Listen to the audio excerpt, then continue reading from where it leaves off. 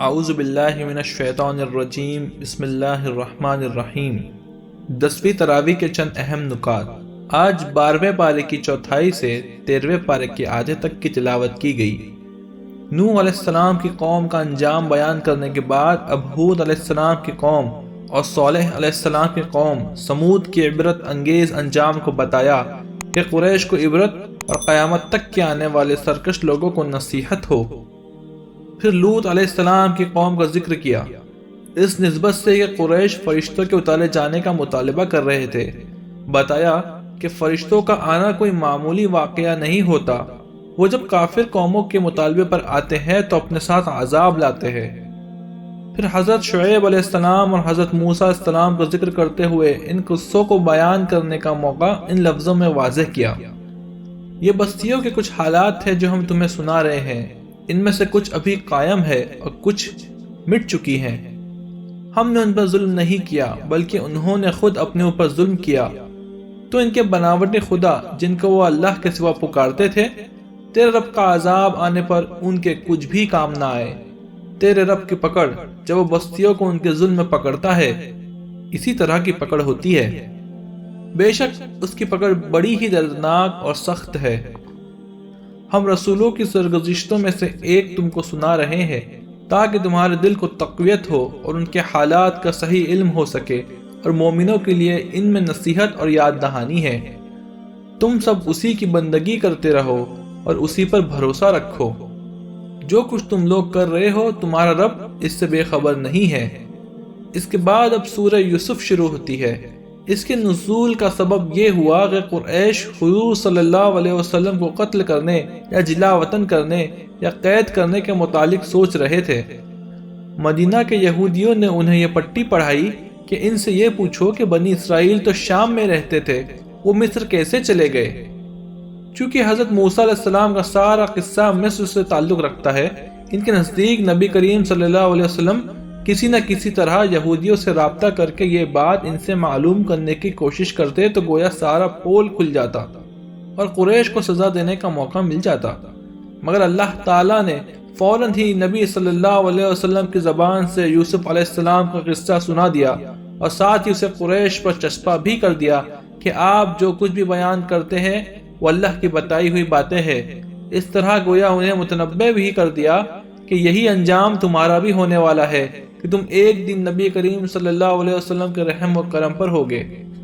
اس واقعے میں اللہ نے اسلام کی دعوت کو پیش کرتے ہوئے واضح کر دیا کہ حضرت ابراہیم علیہ السلام، حضرت اسحاق علیہ السلام، حضرت یعقوب علیہ السلام اور حضرت یوسف علیہ السلام کا دین بھی وہی تھا جو محمد صلی اللہ علیہ وسلم کا ہے، اور وہ سب بھی اسی طریقے زندگی کی دعوت دیتے تھے جس کی دعوت محمد صلی اللہ علیہ وسلم دے رہے ہیں۔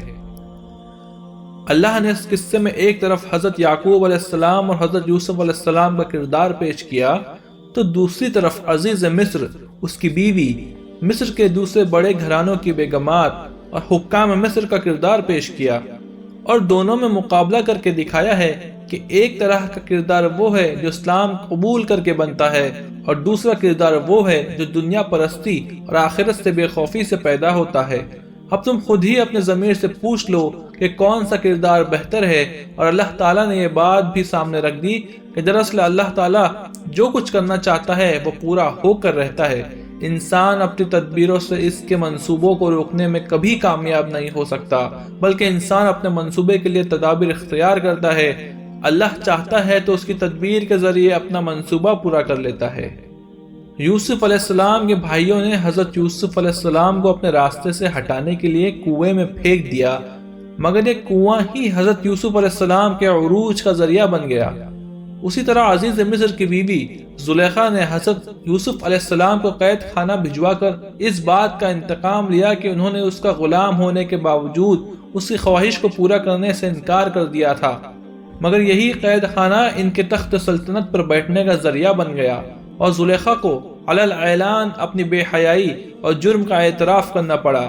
اور یہ اسی طرح کے بے شمار تاریخی واقعات اس حقیقت کا اعلان کرتے ہیں کہ اللہ جسے اٹھانا چاہتا ہے ساری دنیا مل کر بھی اسے نہیں گرا سکتی، اسی طرح اللہ جسے گرانا چاہتا ہے تو اسے ساری دنیا مل کر بھی اٹھا نہیں سکتی۔ سورہ یوسف سے پہلا سبق انسان کو یہ ملتا ہے کہ اسے اپنے مقصد اور تدبیر دونوں میں اللہ کے مقرر کردہ حدود سے آگے نہیں بڑھنا چاہیے۔ کامیابی اور ناکامی دراصل اللہ کے ہاتھ میں ہے۔ جو شخص پاک مقصد کے لیے سیدھی سیدھی جائز تدبیر اختیار کرے گا، اگر وہ یہاں کامیاب نہ بھی ہو تو کسی رسوائی سے دوچار نہیں ہوگا، لیکن جو شخص ناپاک مقصد کے لیے اور ٹیڑھی تدبیر کرے گا وہ آخرت میں یقیناً رسوائی سے دوچار ہوگا۔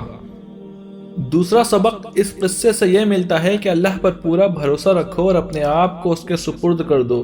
جو لوگ حق و سچائی کے لیے کوشش کرتے ہیں، چاہے دنیا انہیں مٹانے پر تل جائے، تب بھی وہ اس بات کو سامنے رکھتے ہیں کہ سب کچھ اللہ کے ہاتھ میں ہے۔ اس یقین سے انہیں غیر معمولی تسکین ملتی ہے اور وہ تمام مشکلات اور رکاوٹوں کے مقابلے میں اپنا کام برابر کرتے چلے جاتے ہیں۔ سب سے بڑا سبق اس قصے سے یہ ملتا ہے کہ ایک مومن اگر حقیقی اسلامی سیرت اور کردار رکھتا ہو اور حکمت کی صفت بھی اس میں ہو تو وہ تنہا بھی سارے ملک کو فتح کر سکتا ہے۔ یوسف علیہ السلام کو ہی دیکھیے، 17 برس کی عمر، تنہا، بے سر و سامان، اجنبی ملک، اور پھر کمزوری کی انتہا یہ کہ غلام بنا کر بیچے گئے۔ اس پر مزید ظلم یہ کہ ایک انتہائی گھنونے اخلاقی جرم کا الزام لگا کر جیل میں بند کر دیا گیا، جس کی کوئی میعاد بھی نہیں تھی۔ اس حالت میں پہنچنے کے باوجود محض اپنے ایمان اور اخلاق کے بل پر اٹھے اور سارے ملک پر قابض ہو جاتے ہیں۔ حضرت یوسف علیہ السلام کے خواب کی تعبیر پوری ہوتی ہے۔ ماں باپ مصر پہنچ جاتے ہیں اور وہ ماں باپ کو اپنے ساتھ تخت پر بٹھاتے ہیں اور تمام لوگ جن میں ان کے بھائی بھی شامل ہیں تعظیماً ان کے سامنے جھک جاتے ہیں۔ تو حضرت یوسف علیہ السلام کو اپنا خواب یاد آ جاتا ہے اور وہ اپنے والد سے کہتے ہیں، ابا جان، یہ ہے میرے اس خواب کی تعبیر جس میں میں نے سورج، چاند اور 11 ستارے کو سجدہ کرتے دیکھا تھا۔ حضرت یوسف علیہ السلام کا قصہ یہ ہے کہ ایک دن انہوں نے اپنے والد سے کہا کہ ابا جان، میں نے خواب میں دیکھا کہ 11 ستارے اور چاند سورج مجھے سجدہ کرتے ہیں۔ باپ نے کہا، بیٹا یہ خواب بھائیوں کو نہ بتانا ورنہ وہ تیرے خلاف سازش کریں گے۔ تم خدا کے منتخب بندے ہو، خدا تمہیں خواب کی تعبیر بتائے گا اور تمہیں مرتبہ نبوت سے سرفراز فرمائے گا۔ یوسف علیہ السلام کے بھائیوں نے آپس میں کہا کہ یوسف علیہ السلام اور ان کے بھائی بنیامین کو ابا بہت چاہتے ہیں، کیوں نہ یوسف علیہ السلام کو ختم کر کے یا ویرانے میں چھوڑ کر ہم سب ابا کے محبوب بن جائے۔ ایک نے کہا، ختم کرنے کی بجائے اندھے کنویں میں ڈال دے تو مسافر اٹھا لے جائیں گے۔ اس رائے پر سب متفق ہوئے اور ابا سے جنگل میں جانے کے لیے اجازت مانگی۔ باپ نے کہا، مجھے ڈر ہے کہ اسے بھیڑیا نہ کھا جائے اور تم کھیل میں لگے رہو۔ بھائیوں نے کہا، ہم کئی لوگ ہیں، ایسا نہیں ہوگا۔ چنانچہ یوسف علیہ السلام کو جنگل لے گئے اور کنویں میں ڈال دیا۔ قمیص پر جھوٹا خون لگا کر باپ کو بتا دیا کہ یوسف علیہ السلام کو بھیڑیا کھا گیا۔ ادھر قافلہ آیا اور یوسف علیہ السلام کو کنویں سے نکال کر بازار مصر میں بیچ دیا۔ عزیز مصر نے یوسف علیہ السلام کو گھر لے جا کر اپنی بیوی سے کہا، اس کا خیال رکھنا، ہم اسے پال لیں گے۔ جب یوسف علیہ السلام جوان ہوئے تو خاتون ان پر ڈورے ڈالنے لگی۔ انہوں نے اللہ کی پناہ چاہی اور دروازے کی طرف بھاگنے لگے۔ عورت نے قمیص پکڑ لی تو وہ پھٹ گئی۔ دروازے پر شوہر ملا۔ عورت نے یوسف علیہ السلام پر الزام لگایا اور سزا کا مطالبہ کیا۔ یوسف علیہ السلام نے کہا کہ یہ مجھے پھانس رہی تھی۔ ایک شخص نے فیصلہ کیا کہ اگر قمیص آگے سے پھٹی ہے تو یوسف علیہ السلام گنہگار ہے اور پیچھے سے پھٹی ہے تو خاتون گنہگار ہے۔ قمیص دیکھی گئی تو وہ پیچھے سے پھٹی ہوئی تھی۔ شوہر نے کہا، عورتیں چالاک ہوتی ہے، یوسف اس معاملے کو درگزر کرو۔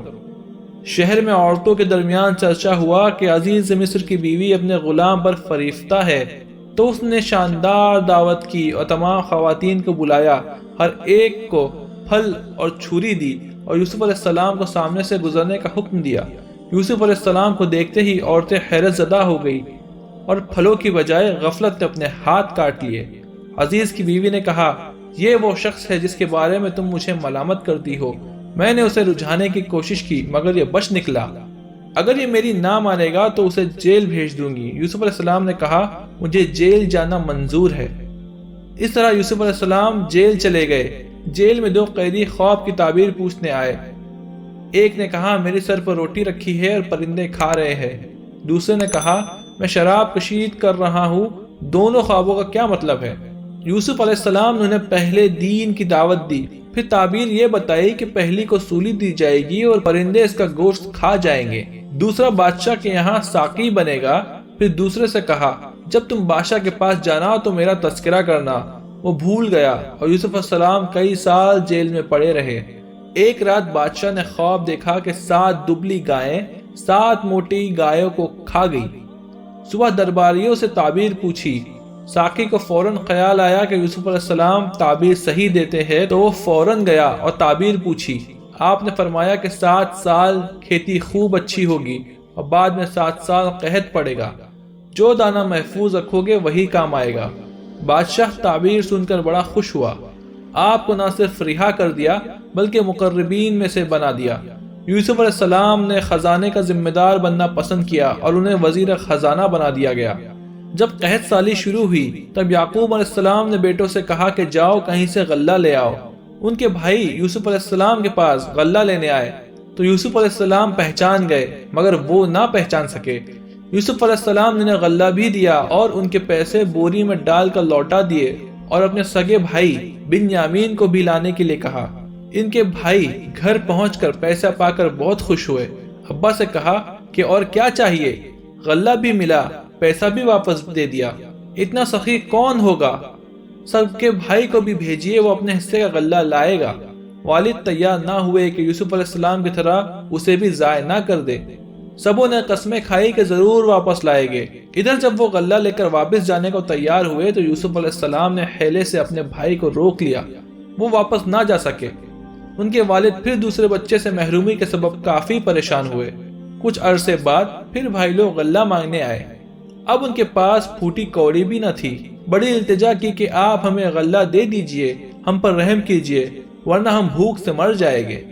حضرت یوسف علیہ السلام نے پوچھا کہ تم نے جو یوسف کے ساتھ سلوک کیا کیا تم کو خبر ہے؟ وہ حیرت زدہ رہ گئے۔ پوچھا کہ کیا آپ ہی یوسف علیہ السلام ہیں؟ انہوں نے کہا ہاں میں ہی یوسف علیہ السلام ہوں اور یہ میرا سگا بھائی ہے، خدا نے مجھ پر بڑا احسان کیا۔ بھائیوں نے کہا خدا نے تمہیں ہم سب سے بڑھ کر نوازا ہے، ہم سے بڑی غلطی ہوئی، معاف فرمائیے۔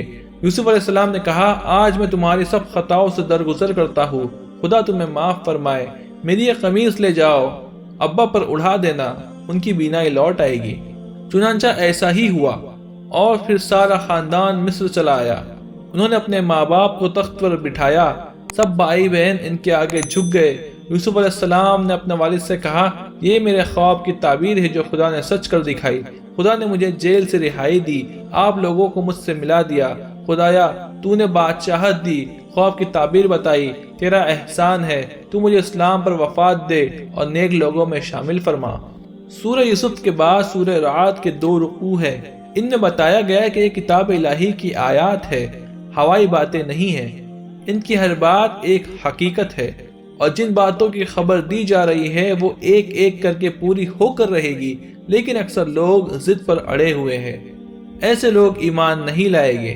اس کے بعد کائنات کی ان نشانیوں کی طرف توجہ دلائی جو قرآن کی بیان کردہ حقیقتوں کو واضح کرنے والی ہے اور یقین دلانے کے لیے کافی ہے کہ ایک روز اس کے سامنے پیش ہونا ہے۔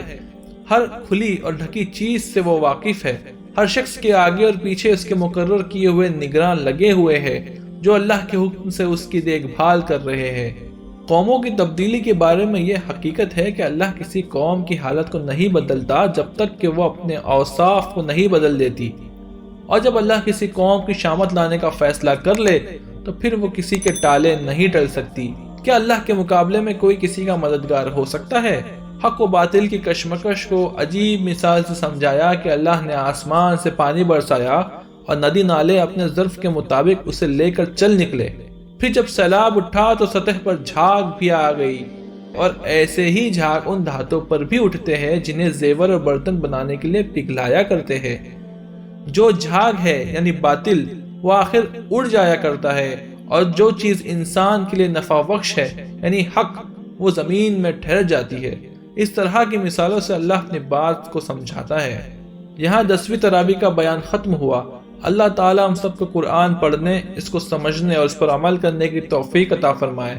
اللہ اس کی برکتوں سے ہمارا شہر، ملک اور عالم اسلام کے حالات تبدیل فرمائے۔ آمین یا رب العالمین۔